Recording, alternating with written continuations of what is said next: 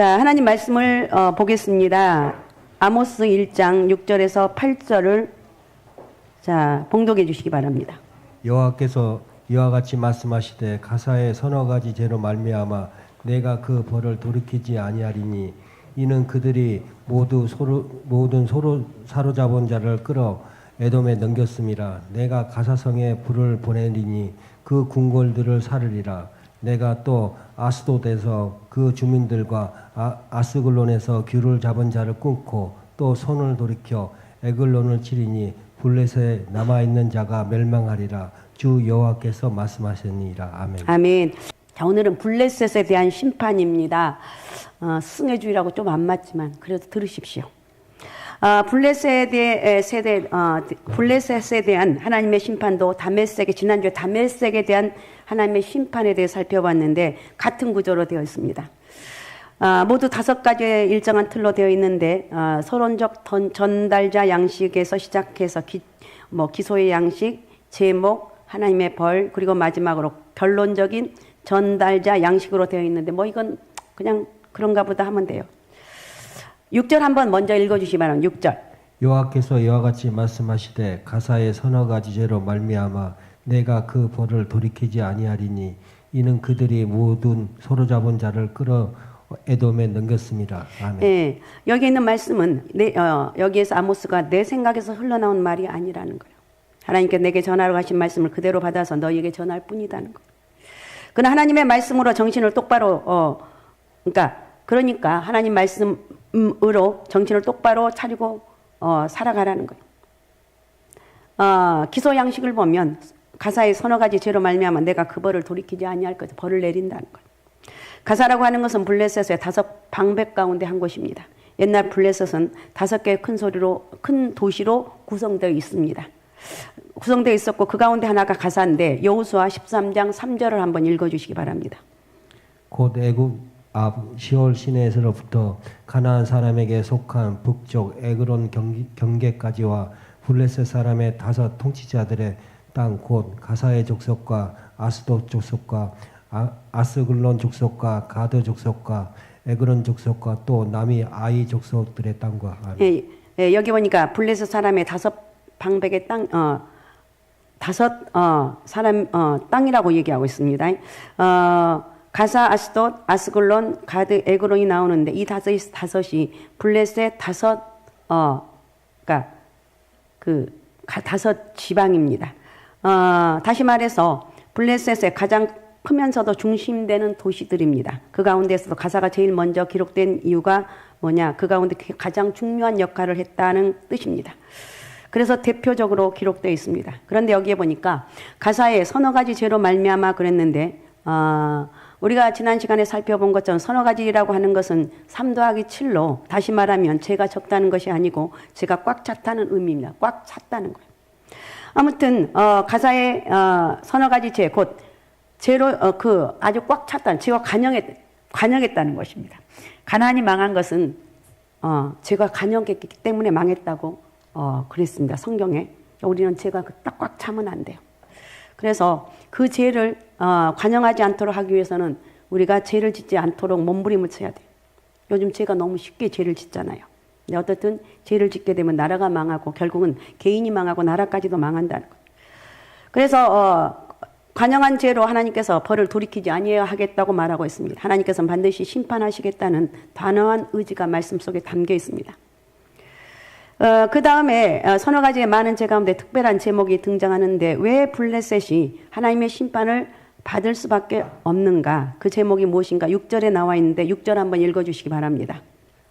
우시아가 나가서 블레셋 사람들과 싸우고 6절 여호와께서 이와 같이 말씀하시되 가사의 서너 가지 죄로 말미암아 내가 그 벌을 돌이키지 아니하리니 이는 그들의 모든 서로 잡은 자를 끌어 어둠에 넘겼습니다. 예, 여기서 그들이라고 하는 것은 블레셋 사람들이겠죠.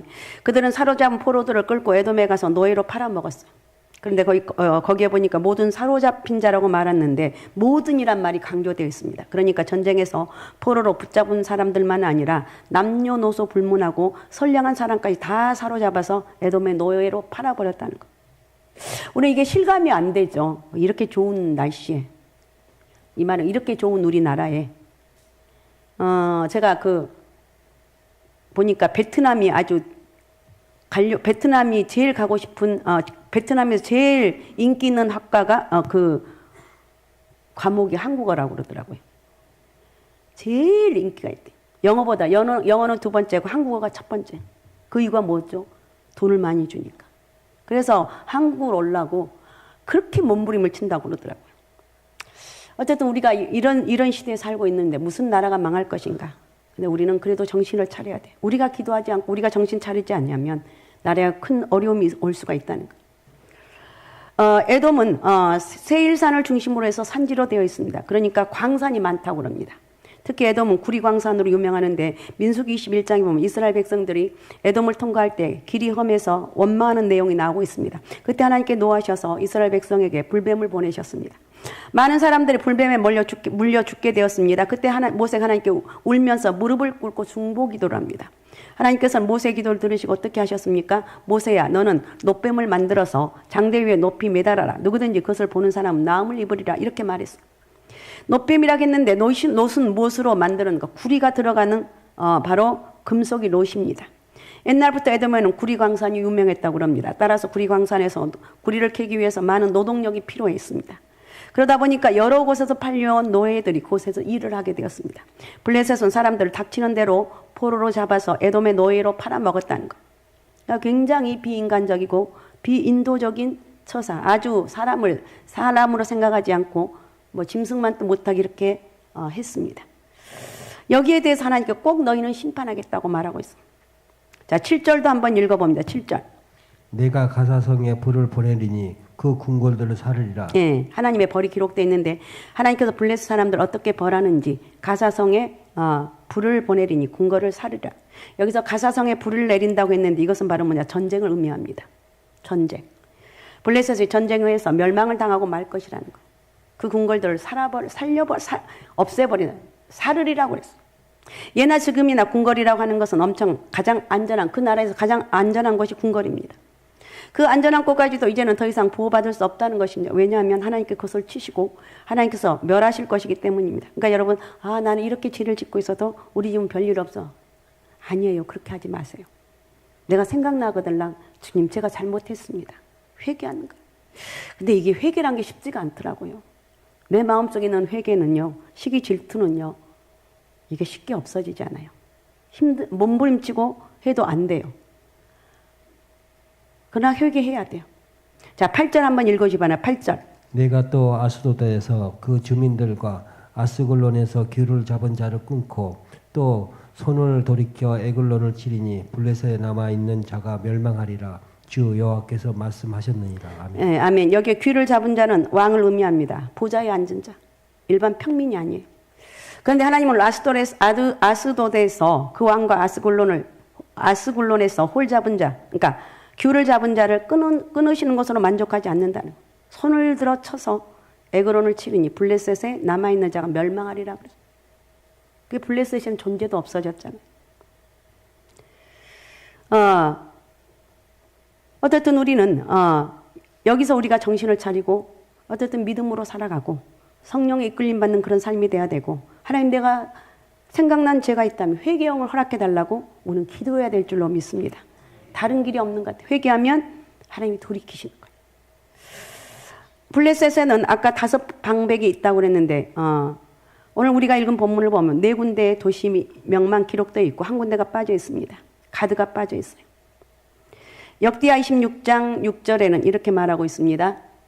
우시아가 나가서 블레셋 사람들과 싸우고 가드 성벽과 야분의 성벽과 아스돗 성벽을 헐고 아스돗 땅과 블레셋 사람들 가운데 성읍들을 건축하며. 예.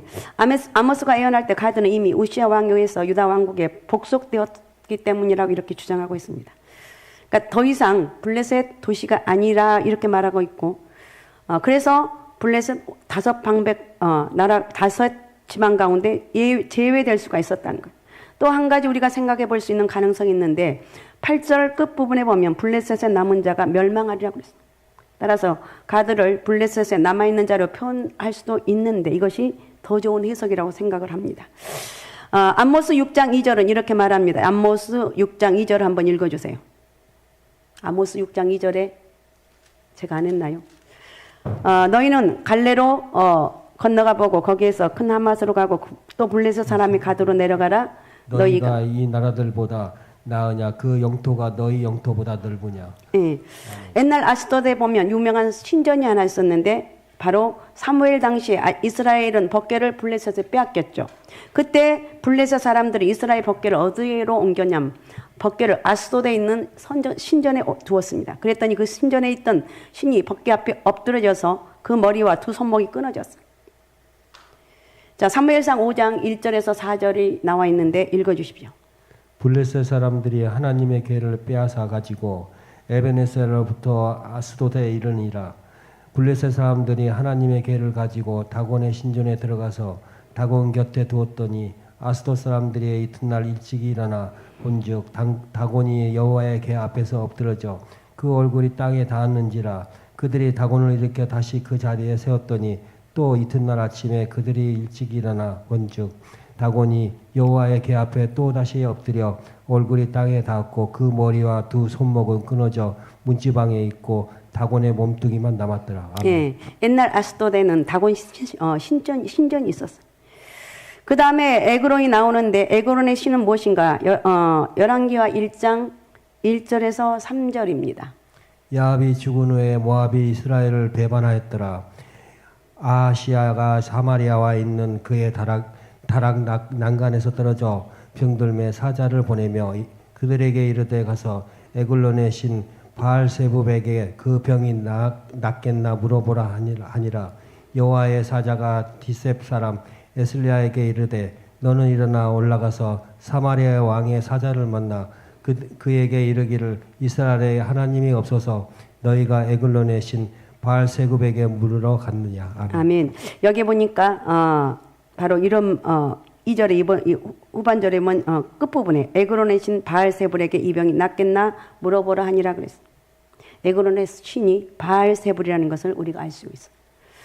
아모스는 자신의 메시지를 마감하면서 이는 주 여호와의 말씀이다 이 말을 강조하고 있습니다.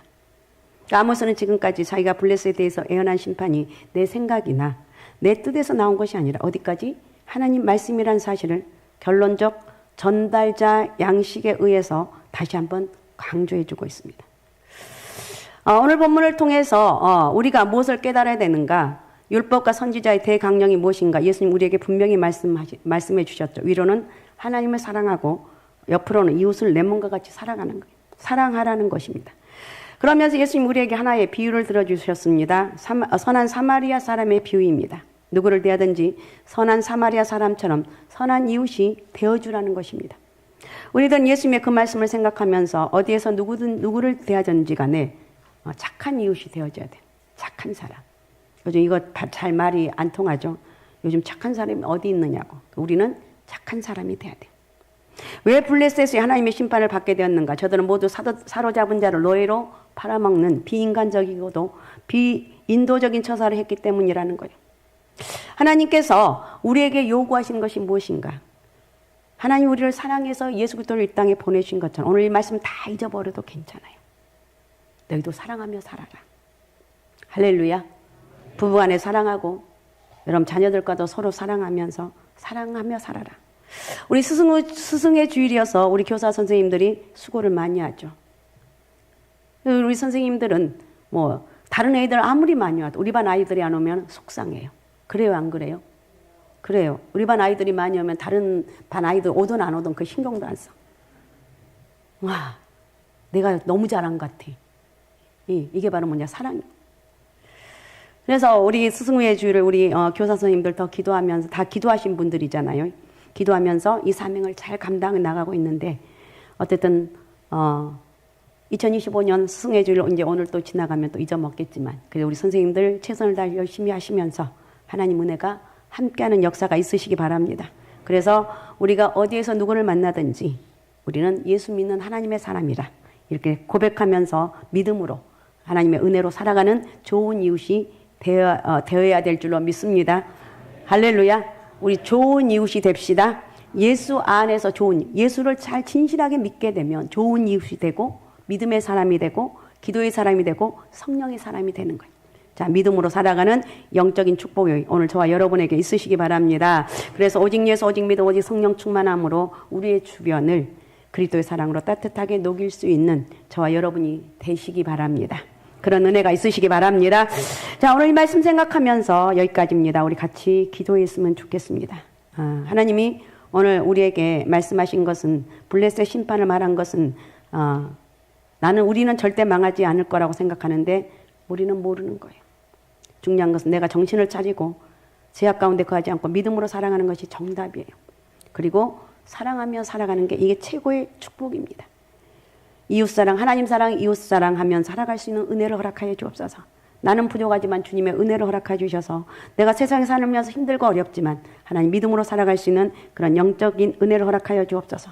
누구를 대하든지 간에 선한 사마리아 사람처럼 선한 이웃이 되어줄 수 있는 그런 영적인 은혜를 허락하여 주옵소서. 하나님 우리를 축복하시고 또 내 주변의 사람들에게 믿음을 전할 수 있는 그런 영적인 은혜를 허락하여 주옵소서. 자, 우리 시간 주여 3번 부르고 우리 같이 통성으로 같이 기도하겠습니다. 주여, 주여, 주여. 전능하시고 살의 역사하신 아버지 고맙습니다. 감사합니다. 오늘 또 우리 하나님 은혜와 성령의 역사가 있길 원합니다. 아버지, 오늘 또 우리를 오늘 또 주님이 사랑하셔서 예수 그리스도 이 땅에 보내주셔서 누구든지 예수 그리스도를 믿으면 죄와 저주와 흑암의 권세에서 우리를 구원해 주신다고 말씀하신 아버지 하나님, 아버지 땅에 어디를 가든지 죄가 간영해 있고 아버지 하나님 세상에서는 악한 것들이 너무나 아버지 하나님이여 지금 아버지 하나님이 힘들게 하고 있습니다. 우리가 이런 가운데 예수 믿는 하나님의 사람들로 아버지 성령이 끌림받는 사람으로서 말씀을 아버지 하나님 듣고 저희들을 행할 수 있는 그런 영적인 은혜가 있게 도와주시고 저희가 아버지 하나님 나를 이겨 죄를 이겨 원수마귀 사단의 권세를 넉넉히 이겨서 하나님 아버지 믿음으로 저희로 말미암아 죄가 간영하지 않게 도와주시고 하나님께서 나라 민족을 특별히 축복하여 주시고 하나님의 기름 부심 은혜가 있길 원합니다. 성령 하나님 도우시고 인도하시고 축복하시고